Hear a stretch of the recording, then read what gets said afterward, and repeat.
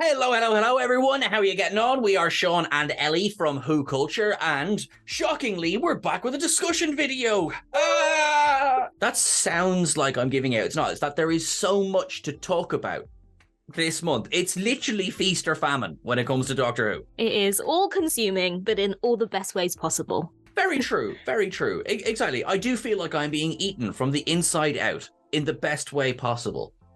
We are recording this mid-November, maybe early to mid-November, because we have been very pleasantly asked by Danny to give him a bit of time to turn these things around, because I think the poor man has worked to the bone this month. So just in case we discuss something that gets either answered or, debunked between us recording this and this video going out, please, we try. Yeah, we're not actually Time Lords, so we don't have the means to travel into the future and discover these things. Sure, we aren't Time Lords.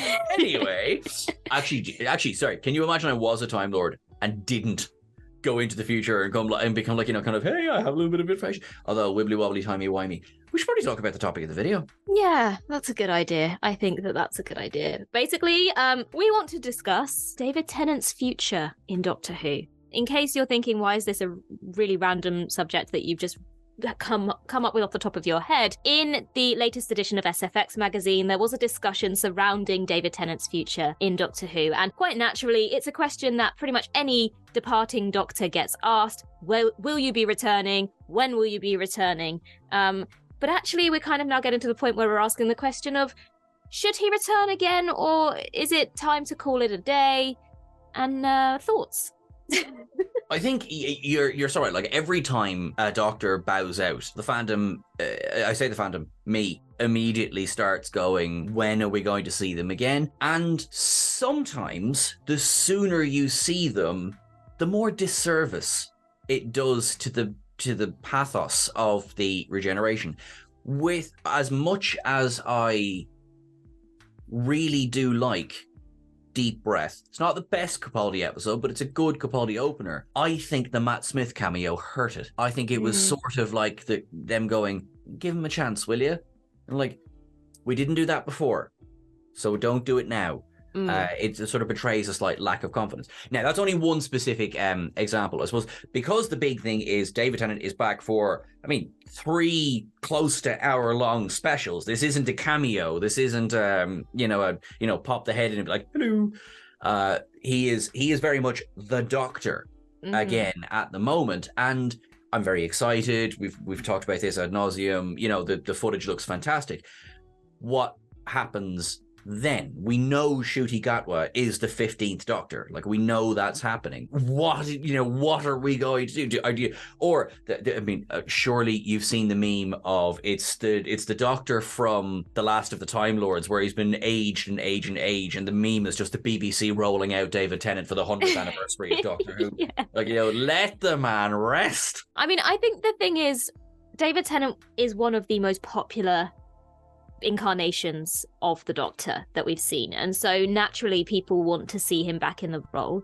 And I think his cameo in the 50th anniversary special was perfect. It was his grand return since his departure as the 10th Doctor, so that was really exciting. And likewise, enough time has passed now that coming for the 60th, again, it's a big surprise. And as you said, it's an unprecedented thing. He's not coming back as a cameo, he's coming back as the Doctor. But I guess, yeah, like you said, the question is moving forward. And there have been some theories about the regeneration at the end of these specials.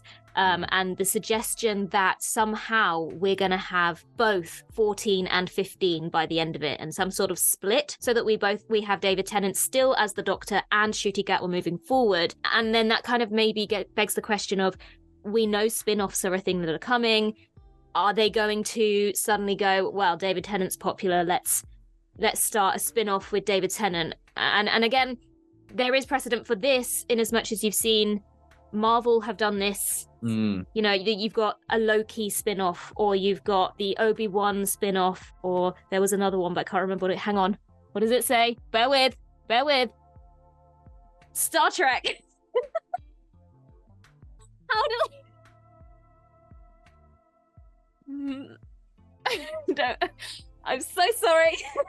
Look, there's all sorts of, like, you're right. There's all sorts of theories as to what's, happening. We know 3 specials. We know then Christmas special, which seems to be focused very much on 15th Doctor, and away we go. The whole release of the fact it's the Whoniverse now, that, there is big grand plans, of which we still know flipping bupkis, but, there's these huge plans for what to do with the property. I would be very shocked if we're not getting spin-offs of some form or another. I think we have so many theory videos of what the spin-offs are going to be, and having a Doctor as the jump-off point will be very good.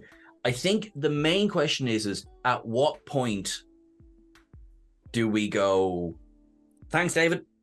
I think it's that kind of less is more, isn't it? And he had his time, and it was a golden period of Doctor Who, and he really shone in the role.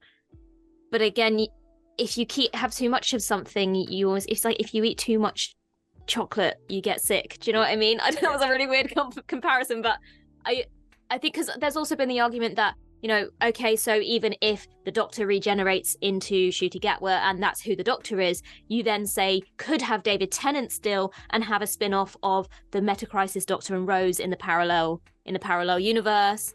And so then I think it's more a case of, is it the 10th or the 14th Doctor that I've had enough of, or actually not in a horrible way in any sense of the phrase, but is it David Tennant who it's like, I think if you have too much of him, it loses the power, it loses its being special. Yeah, I mean, it is. It's special. It's exciting. Hey, we're getting David Tennant back, and we have discussion videos where we talk about this. Is thematically, it's very much a return to Doctor Who of 10, 15 years ago. And that's wonderful. But then the other side of that is, as wonderful as David Tennant is, and as wonderful as I'm sure the 14th Doctor is going to be, we haven't met the 14th Doctor yet, really. We've seen him stand here and go, I know these teeth. But you put it very well there. At what point is it not special anymore? Or do we get a Metacrisis spin-off while also we have a more contemplative spin-off with the Curator? It's just Tom Baker just speaking in every episode. That's all. Just speaking, just talking, just listening to Tom Baker talk, because technically the Curator is out there. You have the Metacrisis Doctor is out there. I also wonder as well, and I don't think this is the case, and as I've said, we all know that David Tennant's incarnation is a very popular one. But at what point do you kind of go, well, are we taking away from all the other Doctors if we put so much focus on this one specific one? We know that he's a popular one. The facts are out there. The figures are out there. But that you don't want to make it seem as though you don't value all of the others that came before and afterwards. Now, I think I've said this before, so maybe you've heard it, but my controversial opinion was, as much as I mean, 10 was my gateway drug into Doctor Who, I thought The End of Time Part 2, and I say this with love, was incredibly self-indulgent. Mm-hmm. No, it was, but I don't know whether that's more to do with the character and where the character was going. But at the same time, that was also the departure of all of those creatives as well. That's the big thing, and the fact that it was treated as a death, kind of for the first time. Yeah. Everything else, all the other times, regeneration was escaping death. Yeah. But when 10's going, it's death.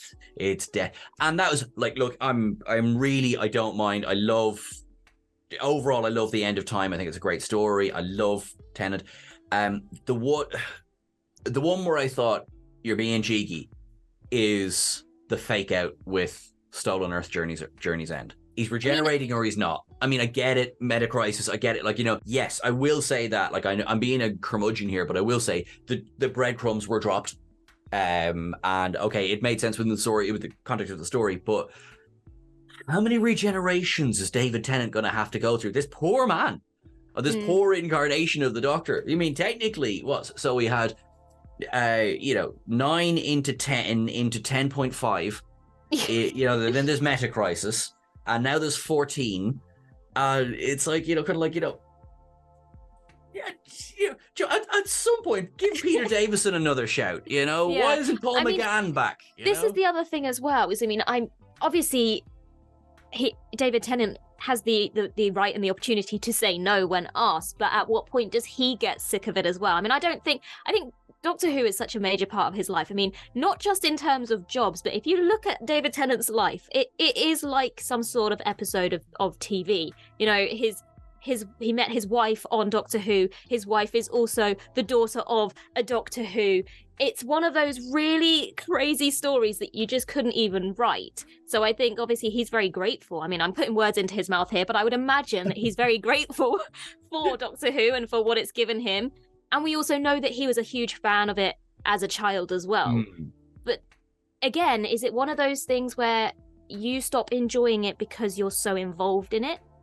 And I know that perhaps there's been breaks, and so to return to it now is a case of, it's nice to step back into it. But I know there was an interview that he did for the 50th where he said it kind of felt a bit weird to step back into that role when someone else was already in it, and it felt odd to kind of, you don't want to step on their toes, but it was... So, at what point does he think to himself, I want to keep those memories of it and I don't want it to become a chore? It reminds me of comments that Capaldi made, that the nature of filming Doctor Who is that it's hard work, and it's a good chunk of the year done. And I think Capaldi, much like David Tennant, was one of the biggest Whovians who ever got the role of the Doctor. We've seen like the letter he wrote to to the BBC and everything. Like it's so cute. And then he gets the role and he's brilliant. Much like I am with every regeneration, takes a few episodes, and then you're like, oh, hang on now, he's the Doctor, yeah. But you certainly get that sense of he was ready to go when his regeneration came up, and which is a shame. And obviously I can't speak for the man. This is maybe just how it came across. And whereas Tennant, I think the difference between the 50th and the 60th is the 50th, Matt Smith was the current Doctor, whereas the 60th, he is the Doctor. Yeah. So I can understand that being a different mindset going into these specials. For spin-offs, minisodes, like minisodes, bring them all back. I've no one's allowed to sleep for these, but I think for the main course of the series, I'm really trying not to use the word overused. I agree. Because I don't feel that way, but... I don't want to end up feeling that way. Yes. Yeah, I completely agree. This is such a nostalgia boost with what we're being given at the moment. I've said this before. I know you don't like it when I say it, but Tennant Doctor Who is my childhood. And so I think they've been really clever in the way that they gave us that amazing show in our childhoods. And now you've got to a point where those children have now grown into adults and can really feel that nostalgia. And I think they've done a really good job there. But as we keep saying, if you do it too much, then it loses any specialness. Is that a word? It is now. If there was a way, like if there was a way of, say, rather than having a straightforward regeneration, it's like 14 into 15, there you go, hi, I'm Shooty, see you later. And having, let's say, another version of, say, the Meta Crisis, right? And how many Meta Crisis Doctors do we need? Well, sure. What was the joke that 11 made in the little cinema pre-roll for the 50s? Like, wait till you see the 100. 47 Doctors, 32 of whom are David Tennant. But if say he does stay on as the Doctor, I wonder if, because God only knows what the status of Gallifrey is going to be after the next episode. Give it an hour, Gallifrey is destroyed, it's back, destroyed, it's back, destroyed, it's back, it's fine. Lord President, not necessarily Rassilon, but, have a version of the Doctor, start rebuilding the Council of the Time Lords, and yet still, in a very cheeky Doctor Who way, I still get to run off and play, and that's Shooty's. Now Shooty's staying as that is the main progression of the Doctor, but have somehow a split off, and as I say, we've precedent in the Meta Crisis Doctor, and have a kind of a split off where you could still have your David Tennant, and I mean, depending on how they write it, you could have everyone, but let's for now, and that way you have, I guess, an anchor in one respect, while you still have the show very much going off and doing what the show always does. It it renews, it does something different, and you have spin-off series or one-off special, Council of the Time Lords, or Gallifrey returns, or something like that. Just given me 2 ideas. Excellent. I don't think these are going to happen, but I was just thinking along the lines of, I have enjoyed seeing David Tennant in villainous roles, and so if we did have that kind of split, as you were kind of suggesting there, but to have him almost as like the Valiard or some form of Shooty is the angel Doctor that moves forward, and David Tennant somehow remains as the dark Doctor in his own story, which I think would be really cool. I mean, I'm thinking of like Barty Crouch Jr., which was the creepiest thing I've ever seen David Tennant do, and obviously Jessica Jones as well. He was evil as well. But also, just I can't not say it. Obviously, with all the rumors and stuff flying around with spin-offs, and I've said this so many times, and I'll say it again: River Song spin-off, perfect opportunity to have cameos from various Doctors. So there's nothing to say that you couldn't have David Tennant in an episode or a few episodes in a story, in an adventure with River Song, and there you've still got him, but you've not got him fully. I think that's the thing. I think if we're gonna have him, it needs to be in small, special amounts. Yes, not fully. And also, I love the River Song theory as well, because again, if you like, it's already been set up. She walks into the library, he walks into the library, and she's like, "Hi, Doctor." There's no like, "Oh, you've a new face." There's none of that. It's like she has seen this face before. Mm-hmm. Now, whether it's 14, which would right now that would make sense, and because she has, "You're younger than I've ever seen you." What if she's being literal? It makes so much sense. Exactly. And having a spin-off here, obviously, please, for the love of God, give Alex Kingston all of the airtime. But specifically, I love the idea of having the cameos from all the different Doctors, because we know with things like Big Finish, River Song has met an awful lot of the earlier incarnations as well. And this is the thing with cameos as well. I mean, I think when Doctors are asked to return, if they're asked to return, a lot of the actors in too much of a capacity, they don't want to do that. We've seen comments of, "My time is over now," or "I'm too busy," or whatever. But if you do have them in just the one-off episode of a spin-off where they don't need to be the focus, they don't need to be spending weeks and weeks filming in arduous different elements and all sorts. I mean, I think it's just perfect. I mean, we've gone off on a little bit of a talk about River Song spin-off instead of whether David Tennant should stay in Doctor Who or not, but I think that was inevitable. Let's be real. That's fine. Right, tiny bit of summary. We don't think he's being overused. There is a risk of that. Yeah. There is absolutely an argument for spin-off series featuring, but not starring, David Tennant. Absolutely.